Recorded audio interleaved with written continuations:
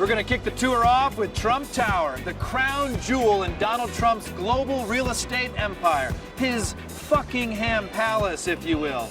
Besides Trump's personal residence and a Starbucks, it's also home to the world's most famous escalator.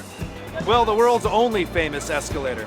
Trump Tower is where the future president would call Mexicans rapists, then rub in their faces how much he likes their cooking. As president-elect, Trump used this building to meet with everyone from senators to Kanye West, Yeezy to Jeff Sesh Yeezy. He was also a hub of activity during the campaign and played host to a not at all treasonous meeting that included senior campaign staff like Donald Trump Jr. and Paul Manafort and Russian lawyers offering dirt on Hillary Clinton. But as a great man once said, no collusion, witch hunt, kafifi. Vamonos, shall we?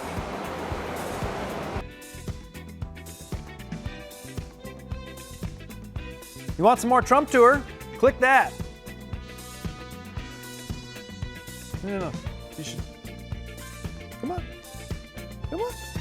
Come on, click it.